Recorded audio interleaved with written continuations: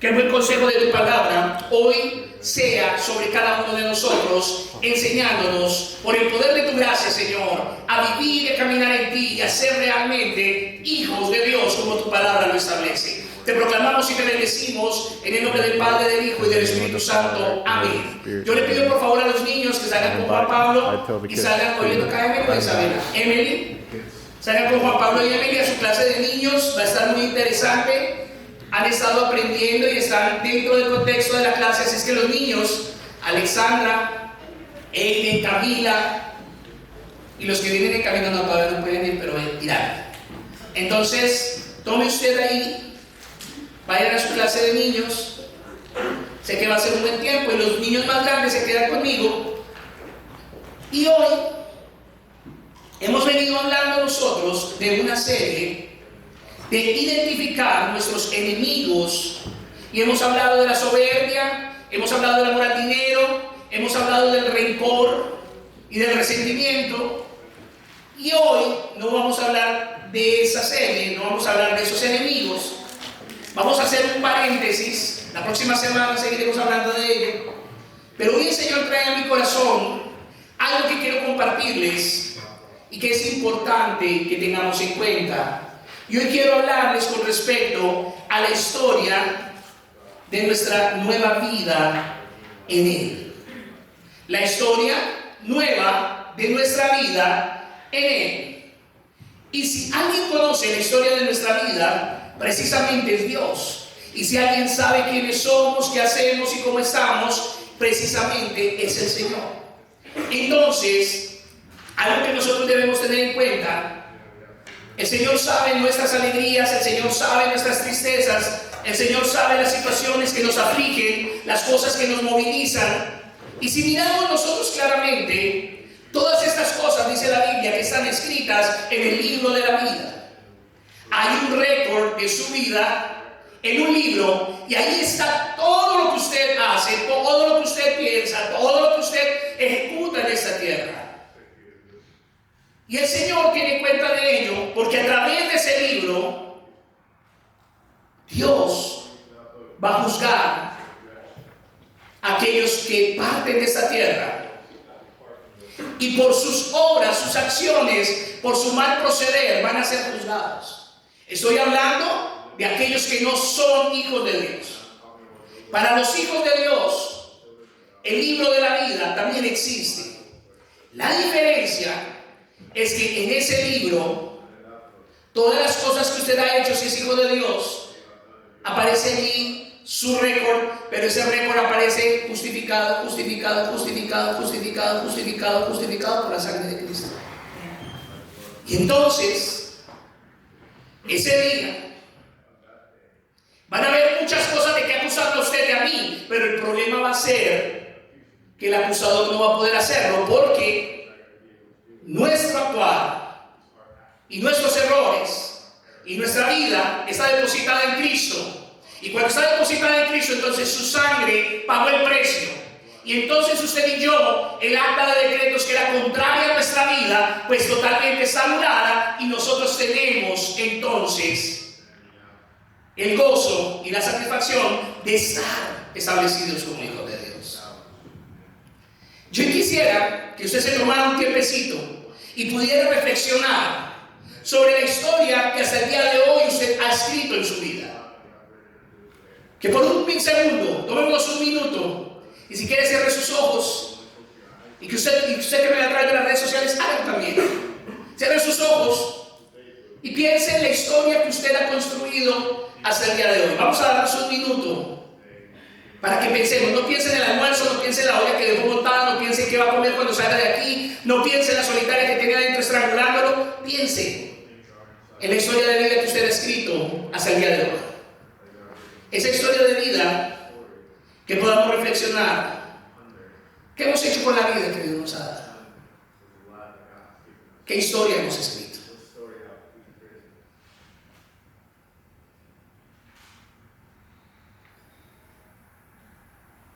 Tal vez a su memoria vienen en este momento recuerdos malos. Tal vez vienen momentos en que usted ha fallado, ha errado. Vienen momentos en donde de pronto usted dice: yo hubiera podido hacer esto mejor. Pero piense por un momento. ¿Qué ha hecho de su vida hasta el día de hoy? ¿Qué ha escrito en su vida? ¿Qué historia? Si alguien pudiera ver su vida como un libro, ¿qué historia vería ahí?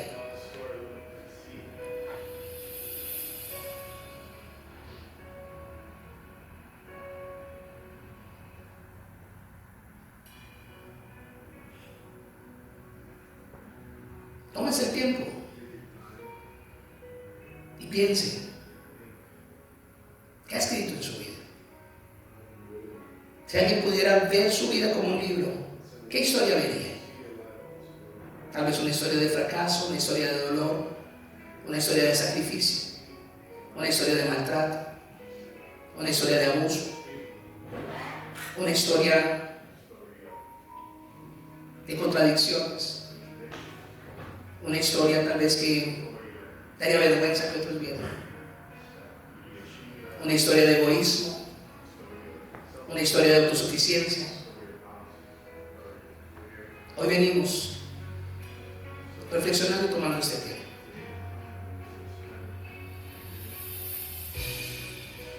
Piense por un momento, ¿cuál ha sido la historia que ha escrito?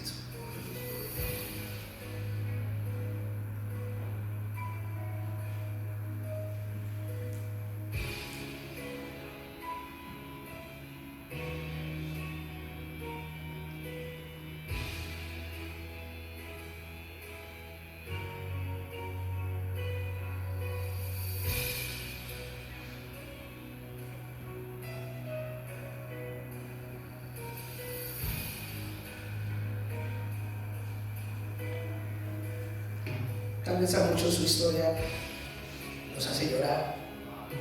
Tal vez a muchos su historia los hace sentir vergüenza. Tal vez a muchos su historia lo único que cuenta es las veces que ha desacertado. Tal vez su historia cuenta las veces que usted ha caminado en su propia convicción, en su propia prudencia. Pero la historia de nuestra vida, quizás hasta el día de hoy, ha sido una historia de derrotas, una historia de dolor, tal vez una historia de tristeza, una historia de soledad, una historia de malas decisiones, una historia que tal vez no nos da mucha alegría compartir.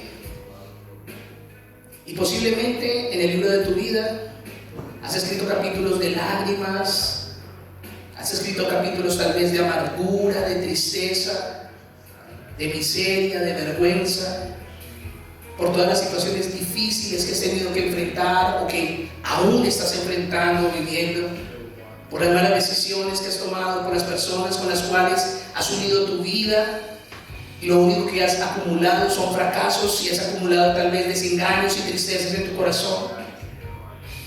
Pero hoy Dios tiene un mensaje de esperanza para ti y para mí.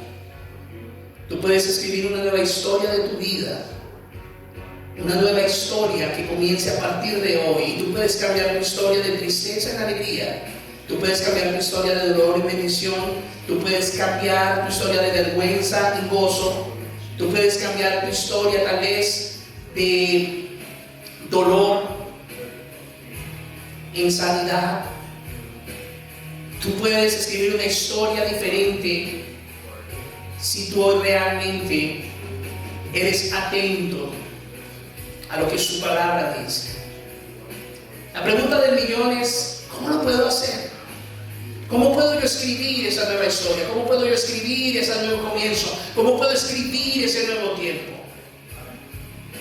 Y lo primero que tenemos que tener en cuenta y que debemos conocer está en el Salmo 32:5, y yo quiero que me acompañe rápidamente allí. Salmo 32:5.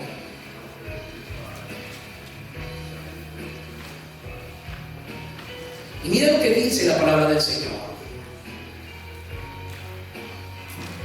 ¿Saben que Dios es tan perfecto y tan exacto que a mí me asombra cómo Dios hace cosas?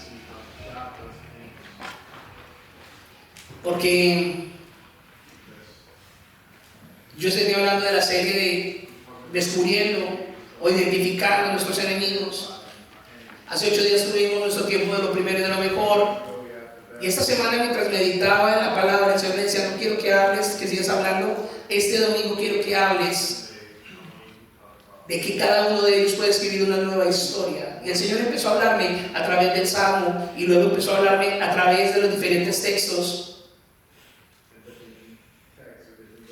Yo cada domingo no sé quién va a venir, pero Dios sí sabe. Y mi trabajo es estar atento a lo que Dios quiere y a lo que el Señor quiere hacer, y en preparar la palabra que como iglesia se necesita. ¿Quién conoce esa necesidad? ¿Quién conoce esa historia? Dios. Si usted se da cuenta, como iglesia no somos invasivos, no lo andamos a usted presionando, ni persiguiendo, ni averiguándole su vida, porque sabemos que quien hace la buena obra en usted y en mí se llama Dios, y que nada a la fuerza va a funcionar, que la única forma que va a funcionar es cuando Él se revela y trae claridad a nuestra vida y nos ubica en el camino. Entonces, lo primero que yo tengo que entender para escribir esta nueva historia está aquí en el Salmo 32:5, donde David habla claramente y le dice claramente al Señor: mi pecado, Señor, te declaré, y no encubrí mi iniquidad. Dije: confesaré mi transgresiones a Jehová, y tú perdonaste la maldad de mi pecado. Y lo primero que nosotros debemos tener en cuenta, si queremos escribir una nueva historia en ese libro de nuestra vida, es permitiendo y estableciendo la verdad de su palabra en nuestra vida. Y su palabra nos dice que Él perdona nuestro pecado cuando lo declaramos y cuando no lo encubrimos delante del Señor. Cuando confesamos ese pecado, entonces el Señor nos perdona. ¿Pero qué es confesar nuestro pecado? Confesar nuestro pecado es no pedir: ay, Señor, perdóneme porque yo robé, porque yo maté, porque... No. Confesar mi pecado es realmente venir delante de Dios y reconocer. Permitir que Dios borre y limpie de mí lo que me trae vergüenza, lo que es malo, todos los errores que he cometido, los cuales la palabra de Dios le llama pecado y le llama iniquidad. Entonces, lo primero para escribir esa nueva historia es que tenemos que reconocer nuestros errores, y lo peor de nosotros es que no nos gusta reconocer nuestros errores. Nos gusta justificarnos en nuestros errores. Nos gusta señalar a otros en nuestros errores. Nos gusta sentarnos en nuestra posición y tener una cara dura frente a nuestros errores. Y nosotros tenemos que reconocer cuando estamos equivocados, cuando hemos fallado, cuando no hemos hecho lo correcto. El hecho de que usted venga aquí y se ponga el mejor vestido o la mejor cara, aquí todos nos vemos bien. Y como lo he dicho muchas veces, usted y yo no somos lo que mostramos, somos lo que escondemos, porque Dios sabe y conoce nuestro corazón. Dios quiere que realmente nos quitemos la máscara y lo veamos a cara descubierta. Que reconozcamos nuestros errores, que reconozcamos nuestros pecados, que reconozcamos que necesitamos de su ayuda, de esa ayuda de Dios en nuestra vida. Esa ayuda que Él solo puede darnos, que nosotros muchas veces huimos, corremos y no queremos recibirla. Dios quiere que escribamos una nueva historia, pero para eso lo primero que tenemos que hacer es reconocer delante de Dios nuestra vida, nuestros errores, nuestras cosas que hemos cometido, que la Biblia le llama pecado e iniquidad. Lo segundo que debemos nosotros hacer para escribir esa nueva historia está en Efesios capítulo 4, verso 32. Carta a los Efesios capítulo 4, verso 32. Y la palabra de Dios dice claramente que debemos ser, dice, antes ser benignos. ¿Qué es benigno? Una persona benigna es una que piensa bien del otro. ¿Y saben cuál es el problema de nosotros como hispanohablantes? Como latinos, que no somos benignos, somos más bien malignos. ¿Sabe por qué? Porque nosotros siempre tenemos una actitud de sospecha. Eso bueno no dan tanto. Demasiado bueno para ser verdad. Algo debe tener. Y siempre le queremos raspar con la uña porque no somos benignos. ¿Y sabe qué es lo peor del asunto? Que mis hermanos americanos, los americanos, los que son de esta tierra, no que usted viene de México y nació aquí, no, americanos, los que están de aquí, no los que vinieron aquí, digamos que provienen de migrantes. Sé que este país, ahorita me van a decir, este país es un país de migrantes, sí, pero estoy hablando de los blancos, pues para que me entiendan. Algo que yo he podido ver de mis hermanos americanos es que ellos son benignos. Ellos le creen a usted. Si usted le dice lo que usted le diga, ellos se lo creen. ¿Y sabe qué es lo más triste? Que muchas veces nosotros decimos, se le decimos, ese es un tonto, y nos burlamos de ellos y decimos, ellos siempre caen, son tontos, son ingenuos, ellos no son como nosotros. Pero ellos son benignos y ellos tienen una condición correcta delante de Dios. Los incorrectos somos nosotros. Y tal vez usted dice, ay pastor, pero yo nunca. No, mire, como raza somos difíciles y como raza no somos benignos. Mientras un americano usted le puede creer sin ningún problema, pruébelo. Dígale a un americano cualquier cosa, él le va a creer, lo va a considerar y va a ser extensivo en misericordia y en amor. Hágalo con un hispano. No vas a venir a meter los dedos a la boca a mí. A mí no me vas a engañar. Amén. Esos somos. Y la palabra de Dios nos dice, antes de qué, benignos. Y mi posición como hijo de Dios es ser benigno con todos. ¿Y sabe qué le digo? Que lograr eso demanda de mí todos los días someter mi carne al Señor. Porque yo le voy a decir una cosa: los latinos no somos benignos, somos malignos. Pero los colombianos somos peor. Porque los colombianos nos jactamos de algo que llamamos malicia indígena. Los colombianos decimos, a mí no me la hace nadie. Y los colombianos tenemos un problema tan malo que si el resto de hispanohablantes son malignos, nosotros somos re malignos. Y yo le invito a que usted mire las noticias. México, hay una matazón en Ciudad de México y apareció un nuevo negocio que se llama un gota a gota. ¿Quiénes son los practicantes? Colombianos. Haití, mataron al presidente de Haití. ¿Quiénes lo mataron? Mercenarios colombianos. Y yo se los digo a ustedes y a los colombianos que son mis coterráneos, saben que aunque es molesto hablar de las cosas molestas, es la verdad. Y si usted mira, yo veía que días por un grupo de colombianos aquí en Omaha, que ahora aquí en Omaha está viendo una nueva forma de estafa, en donde le dicen a usted que le prestan dinero, que si usted necesita 10,000, 15,000, 20,000 dólares, se los prestan, sin checar crédito, sin hacer absolutamente nada. Ay, pero ¿qué cree usted? ¿Necesita 300 dólares? Darlos para analizar su crédito. Y entonces le toman los 300 dólares y adivine quiénes están haciendo eso. Colombianos. Y usted dirá, pastor, pero usted cómo habla de horrible de ustedes. Pues sí, niñitos, tenemos que Y la honestidad empieza por casa. Y la honestidad empieza por mí. Como latinos todos tenemos ese problema. No somos benignos.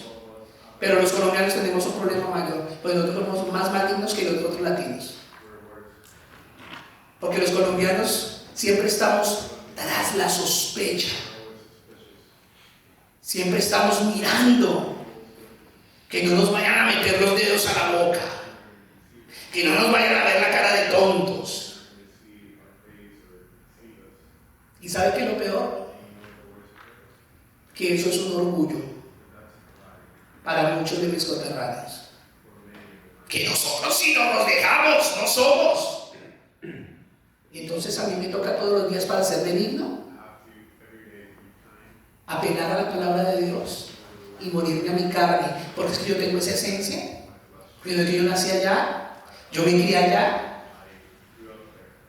Entonces, para yo pensar bien de usted y creerle a usted, lo primero que tengo que hacer es venir delante de Dios, someter mi carne y ser benigno con cada uno de ustedes. Amén. Entonces, para escribir una nueva historia, la Biblia dice, antes de qué, unos con mis amados.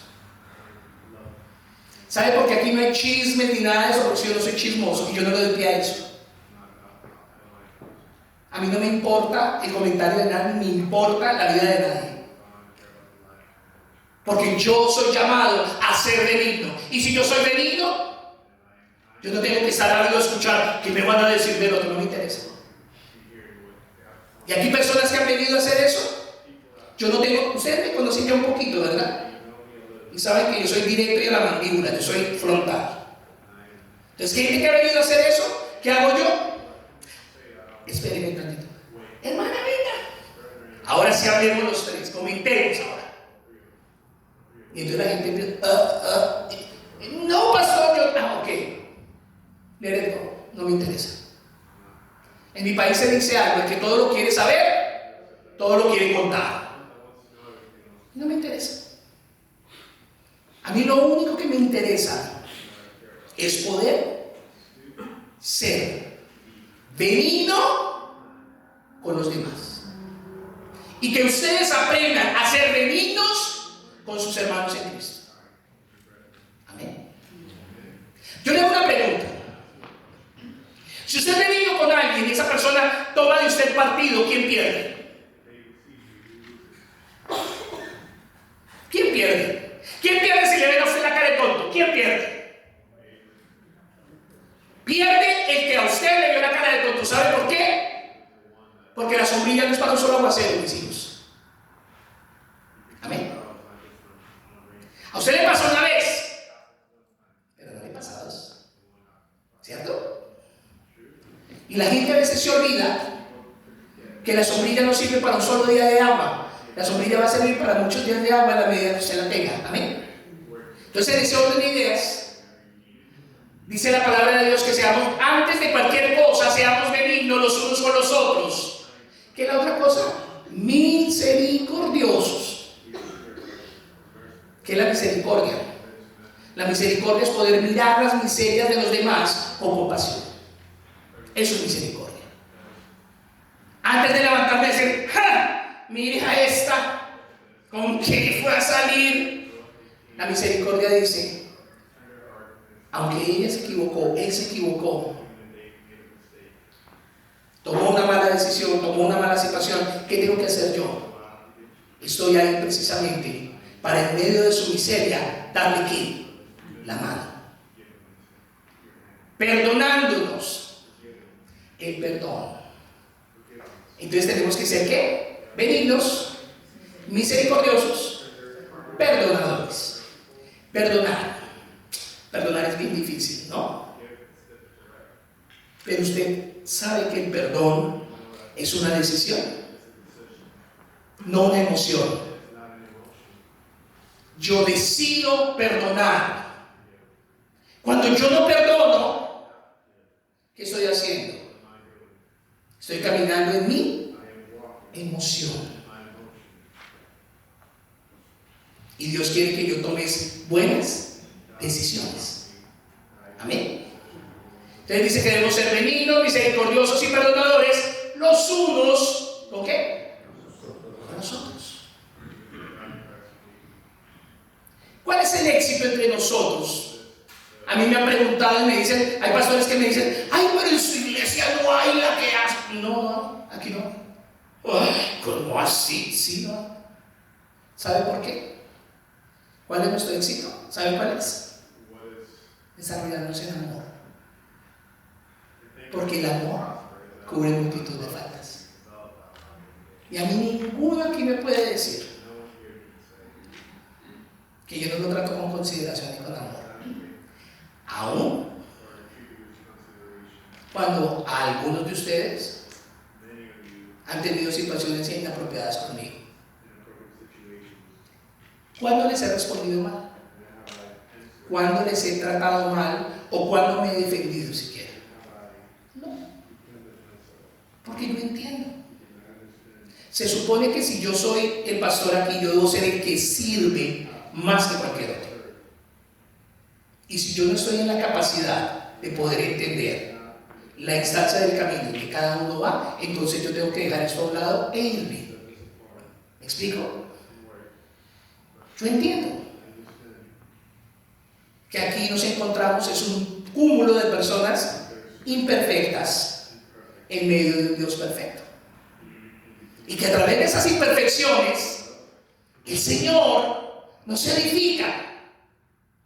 Y entonces, ese hermanito o esa hermanita que es difícil, a usted y a mí nos hace crecer en paciencia, en misericordia, en amor, en tolerancia.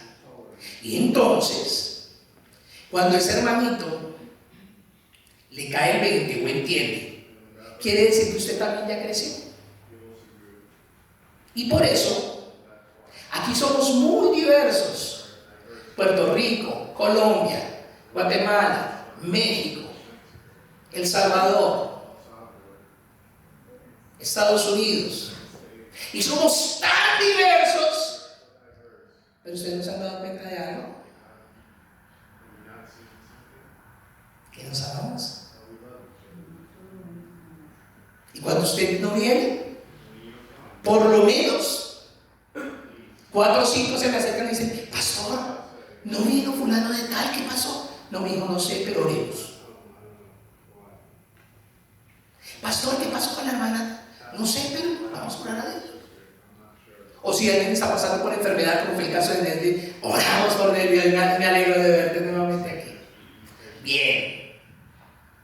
Y oramos. Y nos preocupamos verdaderamente. Meridiana yo la amo mucho y ella fue a Colombia, estuvo 2 años creo, 2 años, todo el tiempo oramos por Meridiana. Y ustedes lo saben, ¿verdad, Celita? Entonces todo el tiempo, no importa que ella no esté aquí con nosotros, donde esté, Señor, ayúdala, sosténla, Padre, revélate, trabaja en su carácter, sosténla con tu mano. Pues ¿cuál sería la gran sorpresa? Que Dios la trae nuevamente a Omaha. Y otra vez la tenemos aquí. Y para mí es motivo de gozo verla cada domingo y poder abrazar. Porque eso es lo que Dios quiere que hagamos. ¿Saben por qué aquí no hay chisme? Porque no soy chismoso. ¿Saben por qué aquí no hay contiendas? Porque es que yo no soy contencioso. Porque todo empieza desde el ejemplo. Amén. Muchos han aprendido a dejar de ser hipócritas, han aprendido a ponerse la cara de verdad y decir lo que es cierto y lo que es verdad. ¿Saben por qué? Porque yo soy así. Yo no soy hipócrita. Y usted sabe que cuando yo le hablo y le digo algo, se lo digo claramente y trato de hacerme entender lo mejor posible. Entonces lo segundo para escribir esa historia nueva es permitir que Dios nos ayude a superar todo el daño que nos han causado y el daño que hemos causado. Todo el dolor que otras personas han traído a mi vida por medio de ¿qué? Del perdón. ¿Qué tengo que ser antes de cualquier cosa? Benigno, misericordioso y perdonador. Amén. Y lo tercero, que yo debo mirar allí para escribir esa nueva historia. Está en el libro del profeta Isaías, capítulo 43, verso 18 al 19. Libro del profeta Isaías, capítulo 43, verso 18 al 19.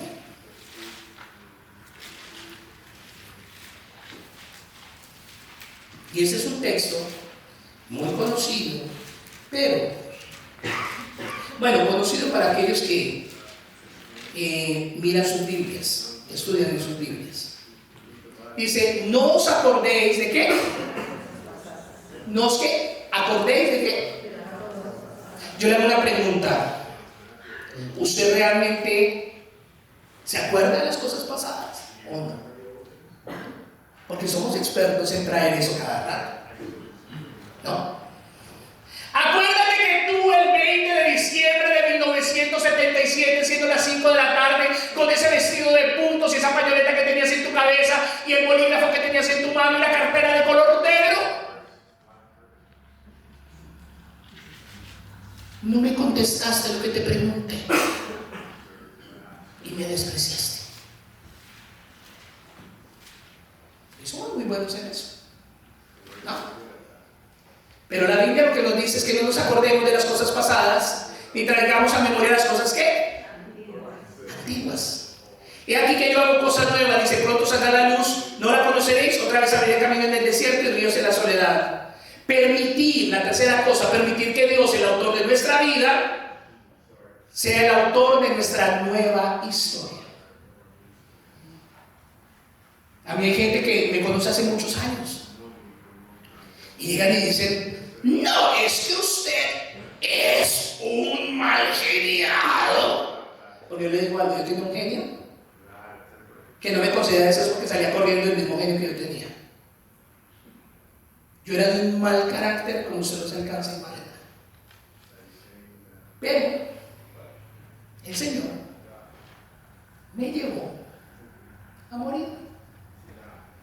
Y hoy puedo usar de un carácter diferente.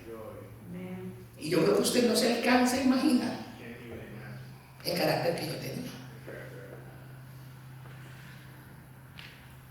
Porque yo toda la vida he sido directo y he sido honesto. Pero ¿sabe qué tenía antes? Yo siempre he dicho la verdad porque eso me formó mi mamá. Desde pequeño mi mamá me enseñó que el que miente roba. Entonces yo lo tenía muy escrito. Pero yo tenía un problema. Yo decía la verdad sin amor, porque no lo conocía.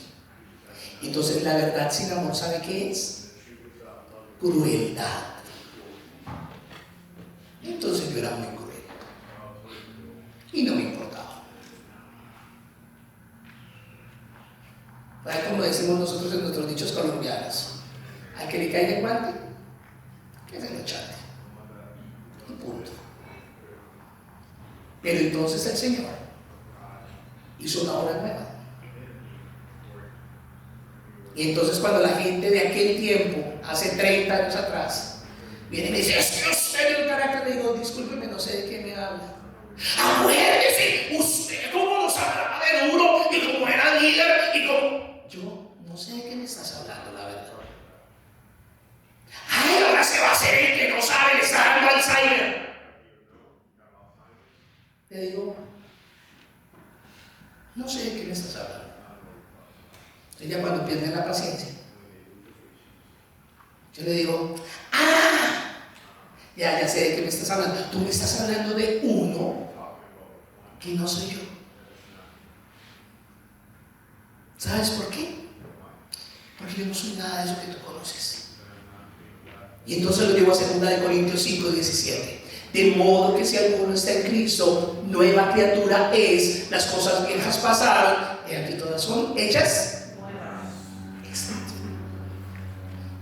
Entonces necesitamos permitir que Dios sea el autor de nuestra nueva historia y no nosotros trayendo a memoria las cosas del pasado.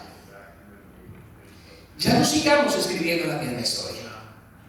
Es un tiempo de poder entender que ya no seguimos el camino que nos ha causado tanto dolor, que ya no seguimos queriendo las cosas a nuestra manera y permitamos que el Espíritu de Dios escriba una nueva vida, una nueva historia por medio de su poder.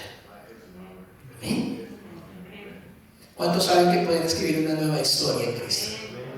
Amén.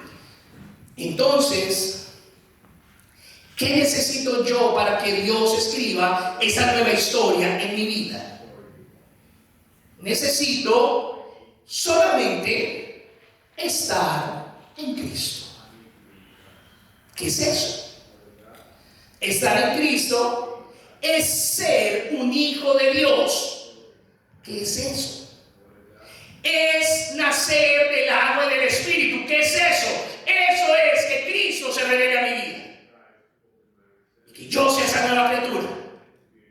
Y entonces se hace de verdad, 2 Corintios 5:17, de modo que si alguno está en Cristo, nueva criatura es. Las cosas viejas pasaron y aquí todas son hechas nuevas.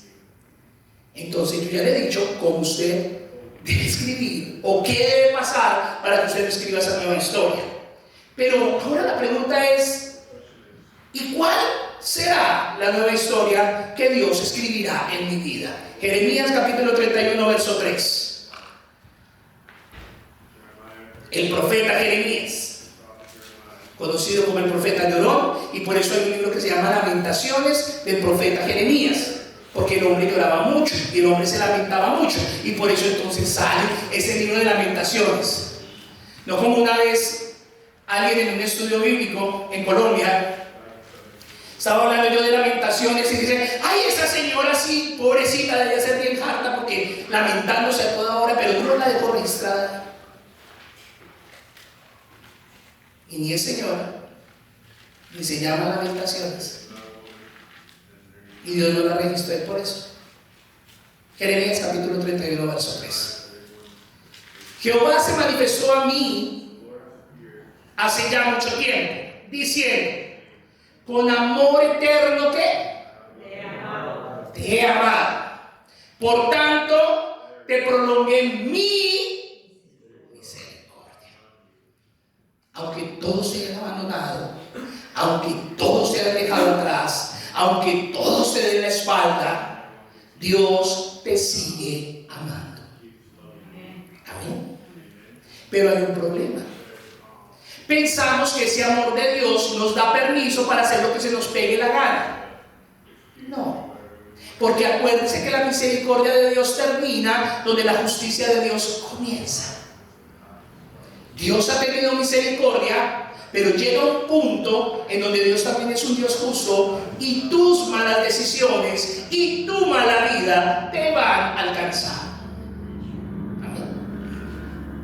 Entonces, nos damos cuenta que Dios sigue creyendo en nosotros, que Dios sigue invirtiendo de su vida y de su atención en nosotros, porque Él nos ama con amor eterno. Entonces, lo primer componente de esa historia que Dios escribe nuevamente es una historia de amor.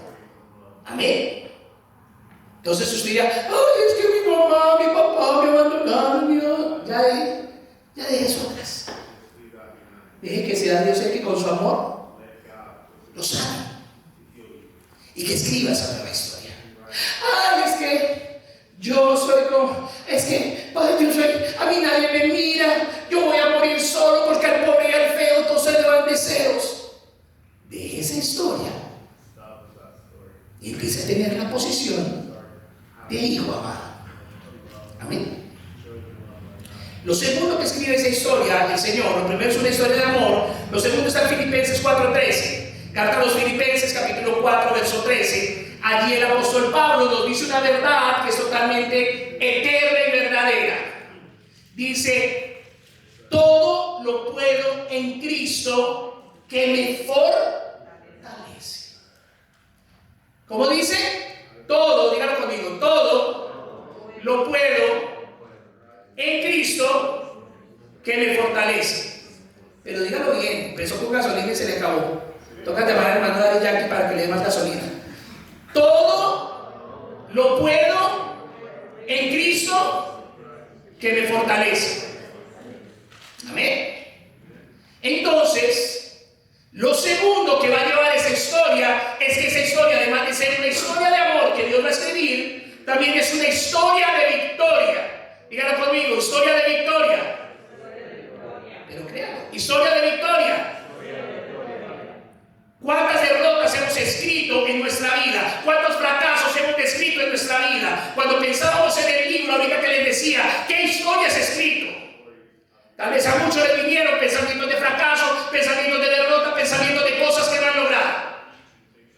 Pero Dios te demuestra que Él quiere darte una nueva historia de victoria, porque las cosas que no lograste en tus fuerzas y que fueron de derrota, entonces ahora sabemos que en Él las podemos lograr. Amén. Que en Él podemos ser más que vencedores. Entonces vemos que en el poder de Cristo escribiremos una nueva historia. Una historia de victoria y una historia de poder. Y no de María Victoria, sino de victoria, de poder decir, somos victoriosos. Amén. Y lo tercero que va a tener esta historia está en Salmo 28:7. Salmo capítulo 28, verso 7. Y con esto quiero terminar. Salmo 28:7. Dice: Jehová es mi fortaleza y mi escudo. Es mi fuerza, y no solo es mi fuerza, sino también es que mi escudo. ¿Qué hace un escudo? Protege. ¿De qué? ¿Para qué me sirve un escudo? ¿Para qué se usa un escudo? Escudarse del peligro. ¿Cómo? Para escudarse del peligro. Para escudarse del peligro. Muy bien. ¿Usted sabe para qué sirve el escudo antimisiles de los Estados Unidos? Precisamente para interceptar cualquier misil que venga a destruir suelo americano. ¿Usted sabe para qué en la armadura de un caballero estaba el escudo? Para que la lanza no pasara y lo matara. Entonces, el escudo, como lo dijo nuestro hermano Magno, me ayuda a detener o a repeler el peligro o la amenaza o la acechanza que venga sobre mi vida. Entonces, Salmo 28:7 dice: Jehová es mi fortaleza y mi escudo, en Él confío mi corazón. ¿Y fui qué? Cuando usted confía en el Señor, ¿qué pasa? Lo ayuda. Amén. Entonces ninguno, usted no está solo. Usted no está solo. Lo que pasa es que usted quiere sentirse solo y andar solo, porque el Señor está disponible y dispuesto precisamente a ayudarme. Y entonces dice: por lo que se gozó mi corazón, y con mi cántico, ¿qué? Que era lo que decíamos esta tarde cuando empezábamos a alabar, con toda nuestra mente, con todo nuestro corazón y con toda nuestra fuerza. Ya no hay más tristeza, ya no hay más amargura, ya no hay un corazón lleno de odio, ya no hay un corazón lleno de rencor, sino que su presencia llenará mi corazón para que yo pueda escribir una historia de gozo y alegría por medio de Él. Amén. Entonces Dios va a escribir una historia de amor, de victoria y una historia de gozo. Y gozo se traduce en confianza. La Biblia dice que el gozo del Señor es nuestra fortaleza. Y el gozo no es que usted, no, el gozo es que a usted le da tranquilidad y paz porque usted confía plenamente en Él. Amén. Entonces, hoy, ¿cuál es la conclusión? Que usted puede entregarle al Señor las páginas en blanco que aún le quedan de su vida y de su historia. Amén. Ya usted escribió, tal vez unos tenemos un libro más gordo que otros. De pronto unos tenemos el libro gordo de Petete. Eso era un muñequito chiquito que yo veía cuando era niño. Y entonces decía: el libro gordo de Petete, el libro gordo te enseña, el libro gordo te entretiene, y hasta una próxima vez tu amigo no sé qué te entretiene. Entonces, ¿qué le quiero decir? No sé si usted lo vio en su país, yo no vi en el mío. Posiblemente usted lo vio. Y entonces él tenía un libro gordo donde salía de todo lo miraban ahí. Entonces, tal vez usted ya tiene un libro gordo, pero no de todo lo que sabe, sino de todas las cosas y vergüenzas que tenemos ahí. Entonces Dios lo que quiere es escribir una nueva historia con las páginas que aún le quedan. Yo no sé cuántas páginas le queden, porque como yo no soy el dueño de la vida, yo no sé, usted está hoy y de pronto ya no está mañana, se le acabó el libro, cierra y fin de la emisión y se acaba. Entonces no sabemos, pero Dios quiere hacer una nueva historia. Así es que le demos la vuelta a esa página y a esos capítulos de dolor, a esa vida de miseria, y permitir que la mano de Dios escriba en nuestro libro, con la tinta de su amor y con la fuerza de su mano, cada una de las historias que nos hacen falta por vivir. El Señor viene escribiendo en mi libro desde hace 36 años. Y crea, he tenido momentos de altas, momentos de bajas, momentos de desierto, momentos de valle, pero en todos ellos el Señor me ha acompañado, en todos ellos el Señor me ha sostenido. Que las historias que te hacen falta por escribir sean unas nuevas historias, sean historias impresas por la mano de Dios. Si tal vez tú has acumulado en el pasado fracasos con parejas anteriores y hoy quieres una pareja que Dios te entregue, entonces empieza a escribir una historia nueva. Si tú has vivido una vida en donde no has logrado muchas cosas, empieza a escribir una historia de la mano con Dios y permite que el autor de la vida, en este año 2023, que ya vamos en el mes de marzo, ya nos quedan solo 9 meses, sea el Rey de Reyes y Señor de Señores en tu vida. Pongámonos de pie en esta tarde y vamos a orar al Señor. Hoy tuvimos un poquito diferente nuestro servicio. Después de que hagamos nuestra oración, vamos a recoger los diezmos y las ofrendas, vamos a recoger nuestro tiempo de ofrendas. Se me había caído vela, que la cargo siempre es muy bien. Entonces, que podamos venir delante de Dios. Yo no sé cuál sea tu historia, yo no sé cuál sea tu situación, yo no sé cuál sea tu problema, yo no sé cuál sea lo que hayas escrito en tu libro de la vida.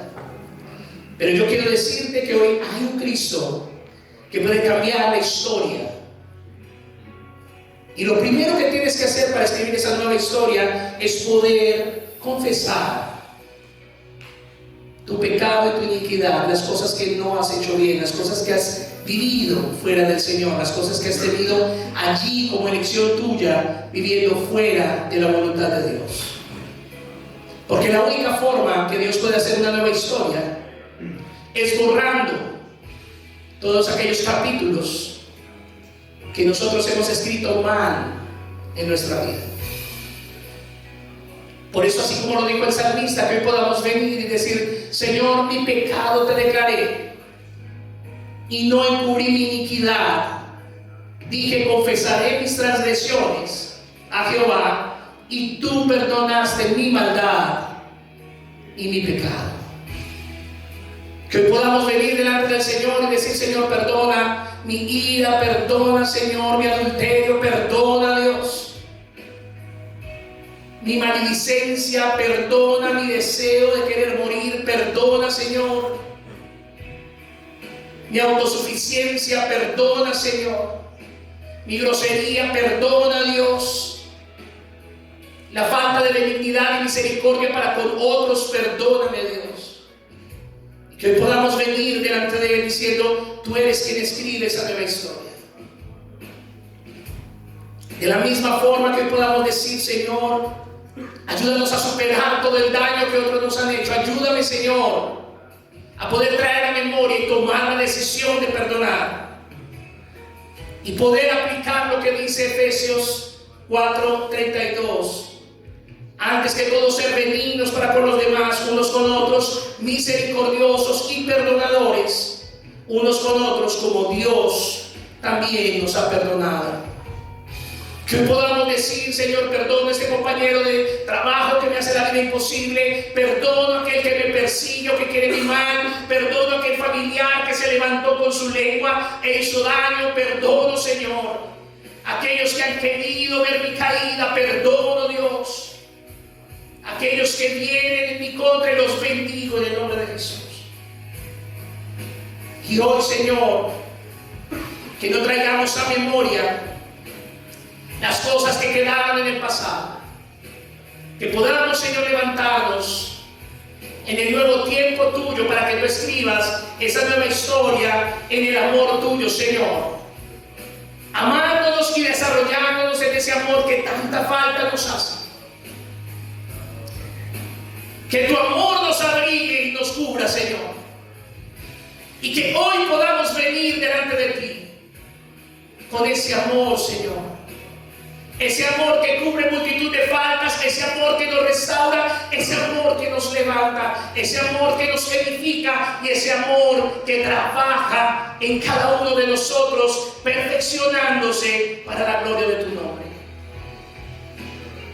Esa nueva historia compuesta, Señor, de victoria, porque ya no vivo en derrota, sino que tú, Señor, me haces más que vencedor, no porque gane las situaciones, no porque las cosas salgan como yo quiera, porque a pesar, Señor, de que las cosas no salgan bien, a pesar de que las cosas no resulten como pienso, o que no alcance lo que quiero, sé que tú trabajas, Señor, en cada una de esas situaciones difíciles, y allí es donde forma mi carácter y me permites crecer. Y lo tercero, Señor, mi nueva historia será una historia de gozo. Una historia de saber que tú eres bien y una historia, Señor, de poder estar confiado de tu mano, sabiendo que tú escribes cada una de las páginas de ese libro de la vida que quedan en mí, Señor. Yo te proclamo en esta tarde, Señor, y creo que este es un tiempo nuevo tuyo y que tú cambias y transformas nuestro ser y nuestra vida. Te proclamamos y te bendecimos, Señor. Y te damos gracias porque tú eres un Dios bueno y porque para siempre es tu misericordia. Bendice cada una de las personas, Señor, que están aquí, cada una de las familias. Yo te pido que en esta semana, Dios eterno, tú seas obrando conforme a tu plan y conforme a tu propósito en cada uno de ellos. Y que tu gracia y tu favor nos levante, nos ayude, nos sustente. Y que si es tu voluntad, Señor, que tengamos vida de aquí al miércoles, que podamos, Señor, reunirnos para orar, para clamar, para interceder, y el próximo viernes vernos en el estudio bíblico que tenemos con los más antiguos, el martes con los nuevos, Señor. Sé que hay una gran expectativa, y el próximo domingo podamos encontrarnos nuevamente, Señor, en este lugar para la gloria de tu nombre. Señor, te adoramos y te bendecimos.